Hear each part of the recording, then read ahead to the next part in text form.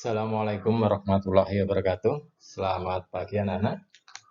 Hari ini Senin tanggal 3 Agustus 2020.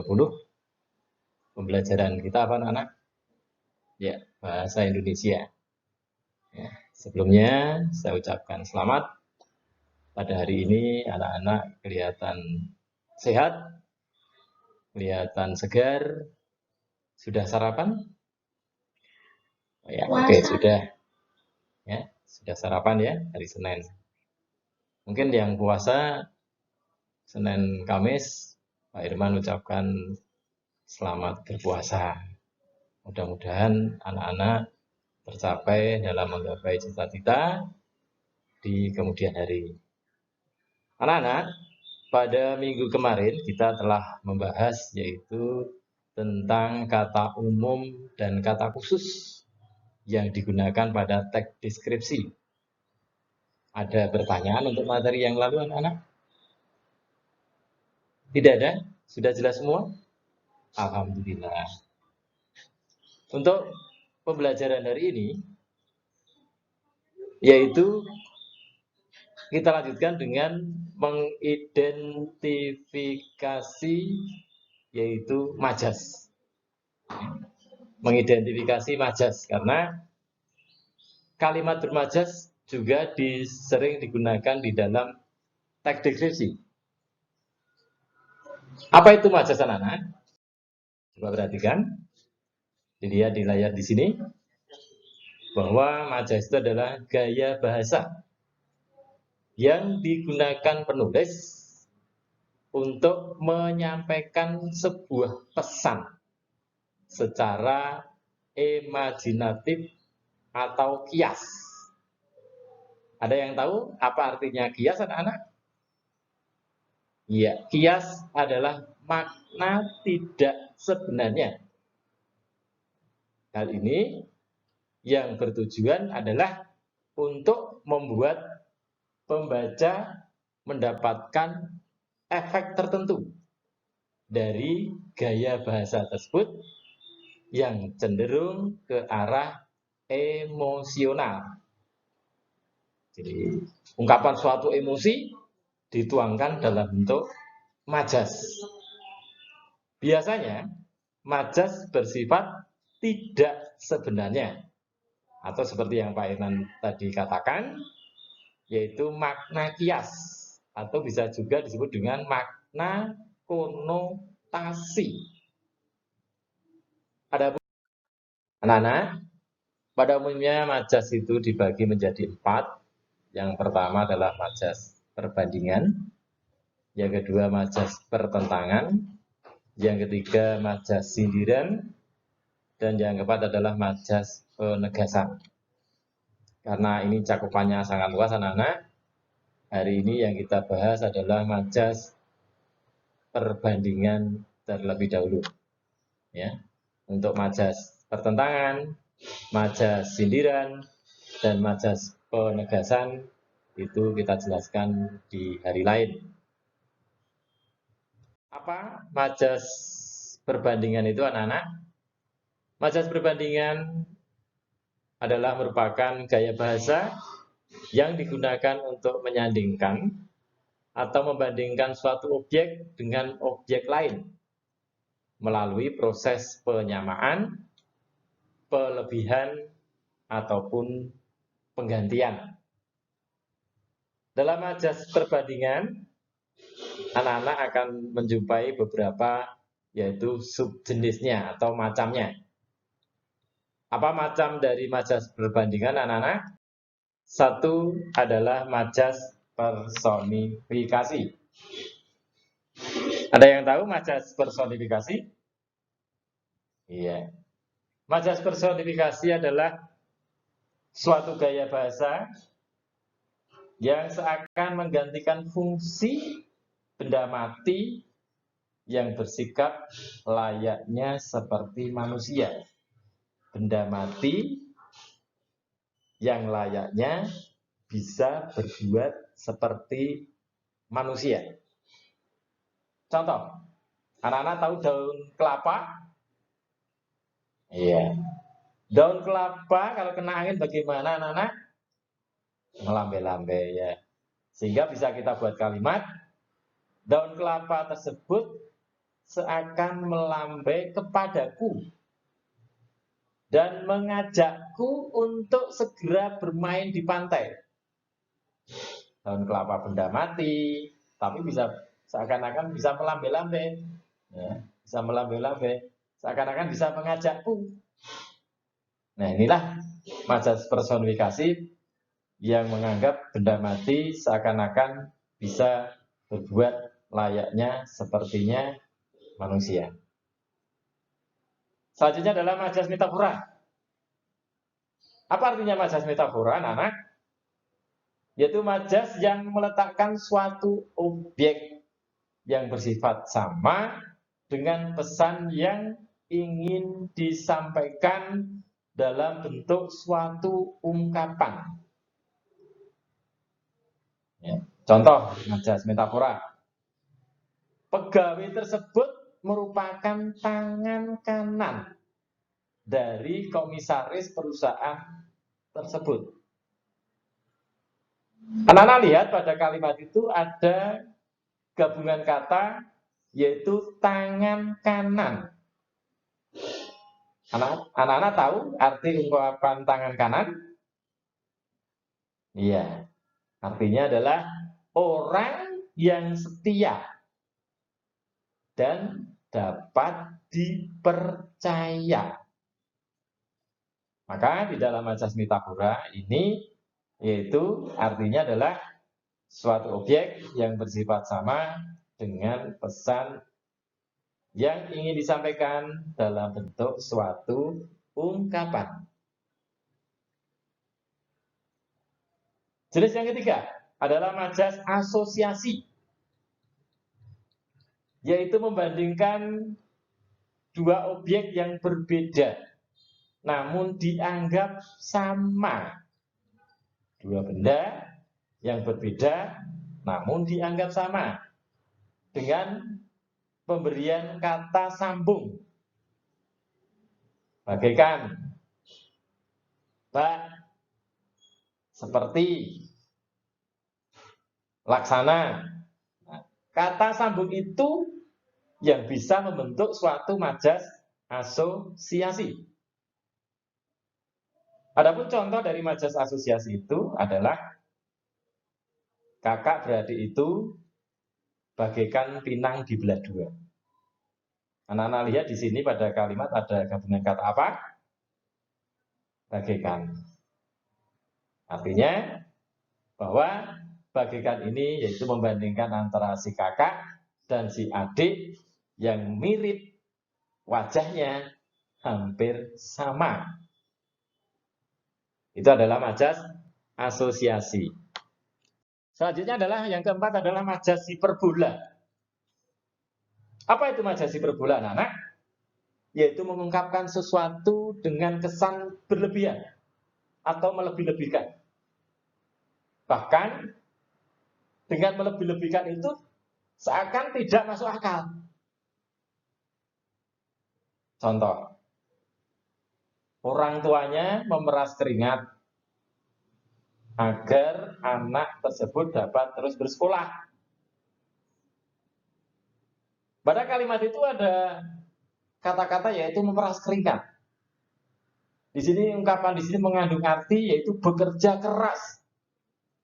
Sekeras mungkin yang tujuannya supaya anak-anak itu bisa bersekolah, orang tua bekerja memeras keringat. Dari pagi, siang, sampai malam. Nah, itu anak-anak sekolahnya harus sungguh-sungguh ya. Belajar yang sungguh-sungguh ya. Supaya pengorbanan dari orang tua yang setiap hari bekerja, memeras keringat ini nanti membuahkan hasil anak-anak menjadi anak yang sukses, yang bisa membanggakan orang tua. Majas yang kelima adalah majas eufemisme. Ada yang tahu anak-anak apa itu majas eufemisme? Yaitu gaya bahasa yang menggantikan kata-kata yang dianggap kurang baik dengan padanan yang lebih halus. Contoh, ya, tiap universitas dan perusahaan sekarang diwajibkan menerima difabel. Anak-anak dilihat itu ada pada kalimat itu ada kata difabel. Apa artinya difabel anak-anak? Yaitu orang-orang yang menyandang cacat. Untuk dihaluskan kata-katanya. Misalkan contoh lagi, orang yang tidak punya rumah. Kalau di eufemisme kan apa nak? Tunawisma. Mungkin teman-teman kita yang tidak bisa melihat di eufemisme kan? Tuna netra. Ya, banyak sekali. Jadi majas eufemisme ini contohnya. Kemudian selanjutnya adalah majas metonimia. Ada yang tahu apa itu majas metonimia? Yaitu majas yang menyandingkan merek atau istilah sesuatu untuk merujuk pada benda umum. Ya, merujuk pada benda umum. Contoh, supaya haus cepat hilang, lebih baik minum aqua. Ya, lebih baik minum aqua. Pada kalimat itu di sini ada kata merek, suatu merek air mineral, aqua. Maka aqua di sini adalah merujuk pada air mineral. Contoh lain misalkan anak-anak ayah ke Jakarta naik Garuda. Garuda ini merujuk pada kata pesawat. Itu adalah majas metonimia. Berikutnya adalah majas simile. Majas simile itu sebenarnya hampir sama dengan majas asosiasi yang menggunakan kata hubungan bagaikan atau seperti. Hanya saja simile bukan membandingkan dua objek yang berbeda, melainkan yaitu menyandingkan sebuah kegiatan dengan suatu ungkapan. Contoh, kelakuannya bagaikan anak ayam kehilangan induknya. Kelakuannya bagaikan anak ayam kehilangan induknya. Di sini juga membandingkan dua benda.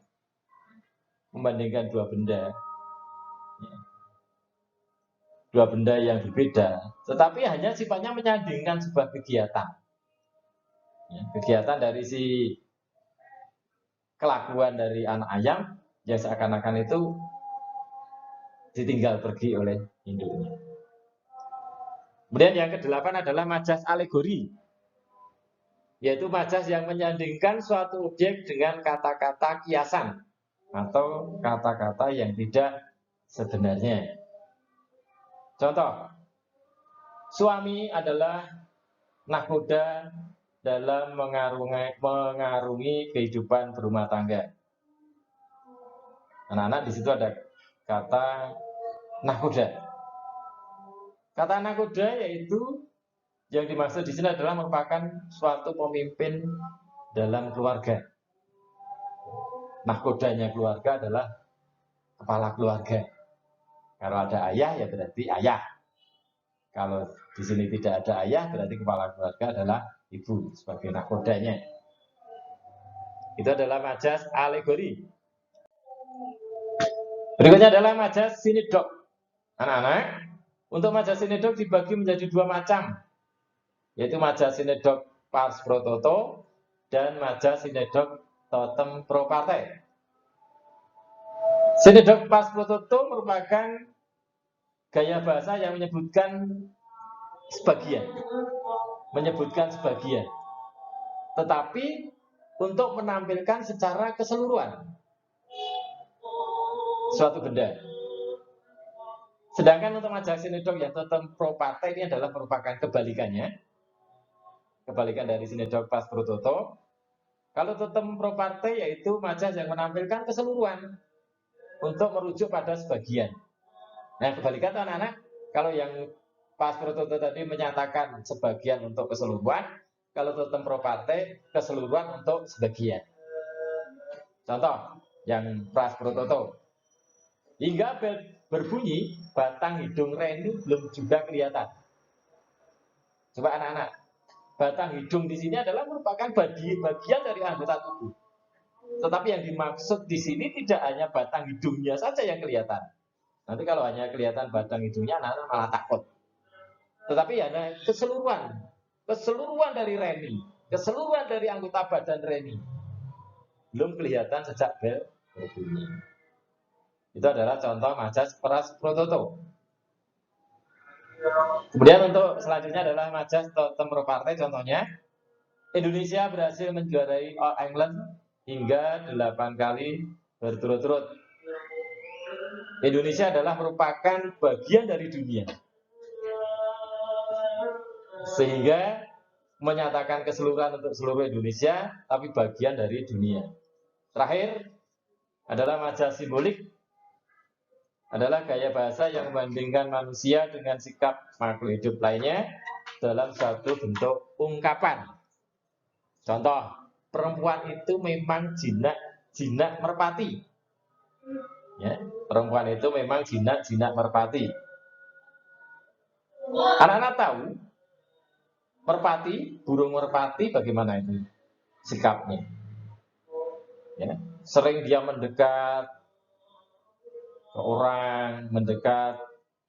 Tapi begitu mau ditangkap lari dia. Itulah sifat dari perempuan yang disimbolkan seperti merpati. Kalau mau ditangkap dia akan lari.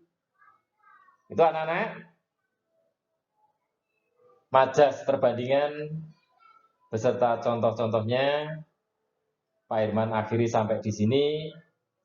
Sebelum Pak Irman tutup, mungkin ada pertanyaan. Tidak ada, oke. Kalau tidak ada, terima kasih. Nanti anak-anak setelah ini silakan mengerjakan tugas yang sudah ada di layar ini 1 sampai 10. Yang pertama, apakah yang dimaksud dengan majas itu? Yang kedua, apakah yang dimaksud majas perbandingan itu? Ketiga, apakah arti majas personifikasi? Yang keempat, buatlah 3 kalimat yang menggunakan majas personifikasi. Yang kelima, apa artinya majas metafora? Yang keenam, buatlah 3 kalimat menggunakan majas metafora. Yang ketujuh, apa arti majas hiperbola itu? Yang kedelapan, buatlah 3 kalimat dengan menggunakan majas hiperbola. Yang kesembilan, apakah arti dari majas eufemisme itu? Dan yang ke-10, buatlah 3 kalimat dengan menggunakan majas eufemisme. 10 pertanyaan, anak-anak silakan dijawab di kertas dan nanti bisa dikirim di Google Classroom. Saya akhiri sampai di sini untuk pelajaran bahasa Indonesia. Ya, selamat untuk mengerjakan, tetap semangat, jaga kesehatan, semangat terus, kerjakan tugas dari Bapak Ibu Guru untuk kesuksesan kalian. Wassalamualaikum warahmatullahi wabarakatuh.